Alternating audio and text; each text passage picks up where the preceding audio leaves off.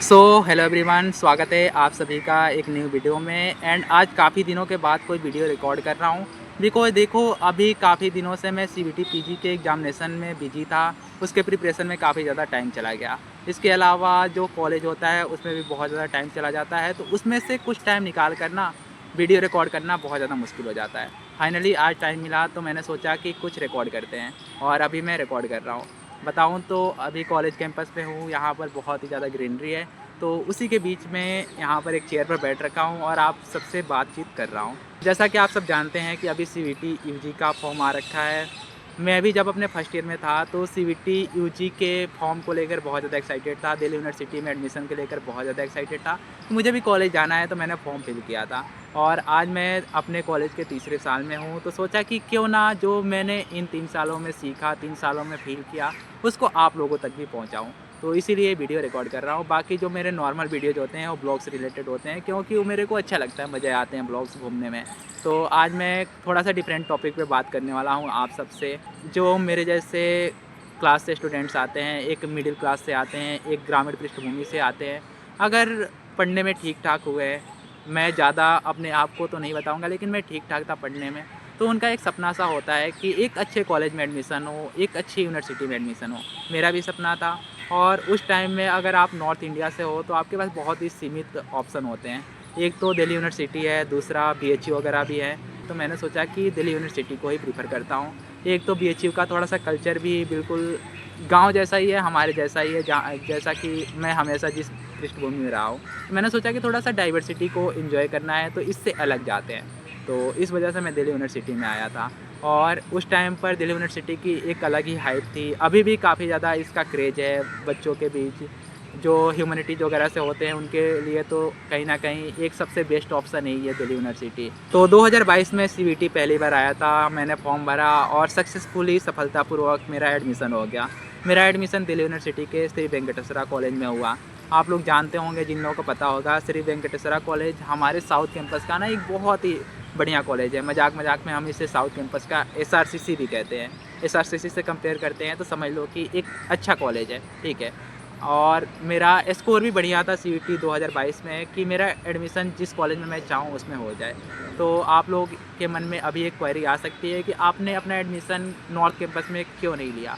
तो मैंने इसलिए नहीं लिया क्योंकि जो एक कॉलेज था, वेंकी था, वो मेरे घर से नज़दीक पड़ता था, 2-3 किलोमीटर ही दूर था। बाकी नॉर्थ कैंपस तक ट्रेवल करते करते ना मेरा काफ़ी ज़्यादा टाइम चला जाता। तो इस वजह से मैंने इसी कॉलेज में अप्लाई किया था और मेरा फर्स्ट राउंड में मेरे मन पसंदीदा कोर्स में एडमिशन हो गया। तो इसका मेरे को कोई रिग्रेट नहीं है कि मैंने नॉर्थ कैंपस में एडमिशन नहीं लिया।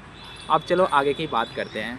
खैर, मेरा एडमिशन हुआ 2022 में, पहली बार सीवीटी आया था, तो जो भी प्रक्रिया थी ना वो काफ़ी ज़्यादा उसमें विलम्ब हो चुका था। 2 नवंबर से हमारी क्लासेज स्टार्ट हुई, 2 नवंबर का हमारा ओरिएंटेशन था।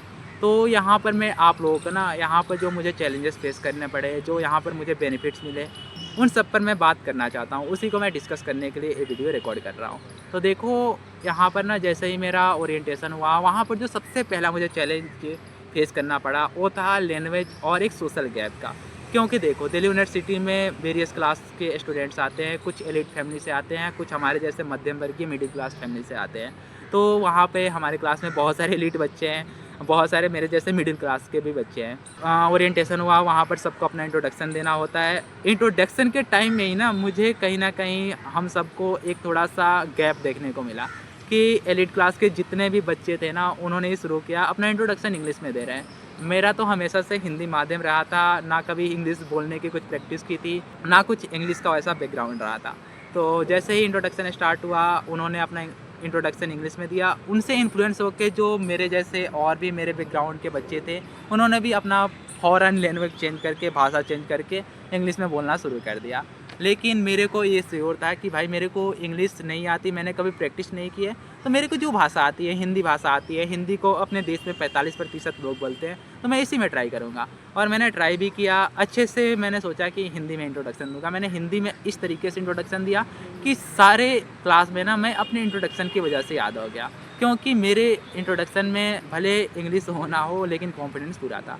तो मैं यही आप लोगों को मैसेज देना चाहता हूँ ना कि दिल्ली यूनिवर्सिटी में आओ ना तो हमेशा अपना कॉन्फिडेंस एक बना कर आओ कि चाहे मुझे कितना भी कुछ भी फेस करना पड़े, मैं अपना कॉन्फिडेंस लूज़ नहीं करूँगा। क्योंकि जिस दिन आपने कॉन्फिडेंस लूज़ कर दिया ना, कुछ अचीव नहीं कर पाओगे। कॉन्फिडेंस एक बहुत बड़ी चीज़ होती है। अगर आपको जानकारी सीमित हो, आपकी नॉलेज सीमित हो और आपके पास कॉन्फिडेंस हो ना, तो हो सकता है कि आपको कामयाबी मिल जाए।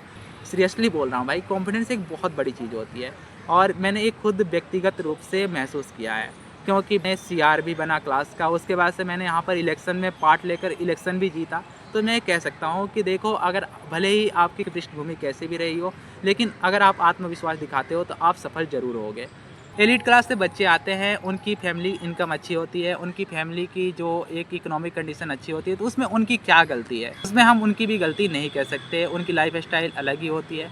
तो भाई उसमें उनकी भी गलती नहीं है। आप प्रयास करो, आप भी कहीं न कहीं अपने आप में सकारात्मक परिवर्तन करोगे, अपना व्यक्तित्व का विकास करोगे, इतना मैं गारंटी दे सकता हूँ। भाषा को लेकर भी सवाल उठते हैं, भाषा को लेकर भी आप लोगों के मन में प्रश्न अभी उठ रहा होगा कि क्या हिंदी से हम कंटिन्यू कर पाएँगे? बिल्कुल कर पाओगे, क्योंकि मैंने भी हिंदी से ही कंटिन्यू किया था। दिल्ली यूनिवर्सिटी आपको ये लिबर्टी देती है, स्वतंत्रता देती है कि हिंदी या इंग्लिश में किसी भी भाषा में अपने एग्ज़ाम को लिख सकते हो। इसके अलावा टीचर भी लिबरल होते हैं कि वो आपको अलाउ कर देंगे कि आप प्रेजेंटेशन दे सको, आप अपना टेस्ट दे सको। तो भाषा को लेकर कोई उतनी बड़ी समस्या नहीं होगी, बशर्ते आप किसी एक भाषा में पकड़ हो, ठीक है। तो अगर आपकी हिंदी में भी अच्छी पकड़ होती है तो आप कंटिन्यू कर लोगे और इंग्लिश तो टाइम के साथ सीख ही जाओगे। मेरे को इंग्लिश बिल्कुल नहीं आती थी, लेकिन अभी मैं इस कंडीशन में हूँ कि अपना आंसर इंग्लिश में लिख सकता हूँ। अपना कहीं जनरल बातचीत हो रहा हो तो बिल्कुल फ्लुएंट ना सही, लेकिन इंग्लिश में किसी से बातचीत कर सकता हूँ, भले ही वो फॉरेनर ही क्यों ना हो। तो ये मेरे में कॉन्फिडेंस बिल्ड हो रखा है। इसके अलावा एक आपको प्रॉब्लम देखने को मिलेगी कि यहाँ पर जो एकोमोडेशन है ना, वो बहुत ज़्यादा महंगा है। मैं बेसिकली ज़्यादातर जो प्रॉब्लम है मेरे जैसे जो बच्चे हैं ना, उनके लिए बता रहा हूँ कि क्या-क्या प्रॉब्लम आपको देखने को मिलती है। तो एकोमोडेशन की भी प्रॉब्लम देखने को मिल सकती है। यहाँ पर जो रेंट है बहुत ज़्यादा महंगे होते हैं। दिल्ली आप लोगों को पता होगा कि कैपिटल है, तो कैपिटल के हिसाब से यहाँ पर जो प्राइजेस है पीजी के या रूम के, वो भी होते हैं। अगर आप पीजी लेते हो तो 10,000, 15,000, यहाँ तक कि 20,000 भी अच्छे पीजी के लिए चले जाएँगे। बाकी थोड़ा बहुत टाइम देकर आप एक पीजी किसी अच्छे दूसरे एरिया में खोजते हो, थोड़ी-सी दूरी पर खोजते हो, तो सस्ते में काम चल जाएगा। अगर आप कॉलेज के बिल्कुल पास ही लेना है तो वहाँ पर तो पैसे जाएँगे ही जाएँगे। यहाँ पे रहने के बाद में चेंज कर लेना, 4-5 हज़ार में भी काम हो सकता है। जहाँ पर मैं रहता हूँ इस एरिया में बहुत सारे ऐसे स्टूडेंट्स हैं जिन्होंने 5,000, 6,000 में अपना रूम ले रखा है। तो इसको भी कर लोगे। अभी मैं जल्दी-जल्दी बोल रहा हूँ क्योंकि मुझे नहीं पता कि वीडियो कितना ज़्यादा लंबा हो जाएगा और पता ना आप लोग देखो ना देखो, तो इसलिए मैं वीडियो को जल्दी-जल्दी ख़त्म करना चाहता हूँ। अब रिस्पॉन्स अच्छा मिलता है तो मैं डिटेल में सारी चीज़ों को बताऊँगा। और चलो कुछ बेनिफिट्स भी मैं बताता हूँ कि दिल्ली यूनिवर्सिटी में पढ़ने के मेरे को क्या-क्या फ़ायदे हुए। सबसे पहला तो मेरा कॉन्फिडेंस और ज़्यादा बिल्डअप हो गया और मैंने बताया भी कि कॉन्फिडेंस अगर आपको सक्सेस पाना है तो बहुत ज़्यादा इंपॉर्टेंट है, ठीक है। और दूसरा कि आप यहाँ पर बहुत सारे चीज़ों को सीखोगे, स्किल को सीखोगे। दिल्ली यूनिवर्सिटी में बहुत सारी सोसाइटीज़ भी है।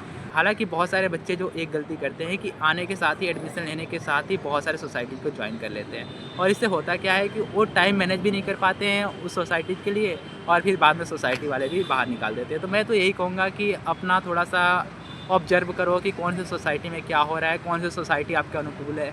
आपका जो ड्रीम है, आपका जो लक्ष्य है, उसके लिए कौन सी सोसाइटी बेस्ट रहेगी, तभी उन सोसाइटीज़ को ज्वाइन करो। ऐसा ना हो कि आप क्लासेज भी बहुत सारी लो, फिर सोसाइटीज़ भी बहुत सारे हो, तो कहीं भी नहीं हो पाएगा, टाइम मैनेज नहीं हो पाएगा। तो इन सब चीज़ों के लिए आप कोशिश करो कि पहले थोड़ा बहुत समझो सारी चीज़ों की प्रक्रिया को, उसके बाद से ही सोसाइटी ज्वाइन करो। दिल्ली यूनिवर्सिटी की एक सबसे अच्छी बात है कि यहाँ पर आपको हमेशा अपॉर्चुनिटी मिलती रहती है, डिबेट की अपॉर्चुनिटी मिलती है, रिसर्च की अपॉर्चुनिटी मिलती है और भी बहुत सारे अपॉर्चुनिटी। अगर आपको फ़िल्म मेकिंग आती हो, म्यूज़िक आती हो, तो उसमें भी सोसाइटीज़ होती है जो आपकी बहुत ज़्यादा हेल्प करेगी। बशर्ते आपको चुनाव करने में एक सावधानी बरतनी होगी, एक समझदारी दिखानी होगी और कौन से टाइम पे कौन से सोसाइटी का चुनाव करना चाहिए, ये थोड़ा बहुत ध्यान रखना पड़ेगा।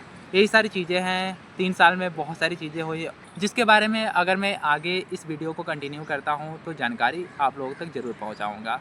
उम्मीद है कि आपको ये वीडियो पसंद आया होगा और कुछ ना कुछ उन बच्चों के लिए जो बेसिकली एडमिशन लेना चाहते हैं 2025 में सीखने को मिलेगा।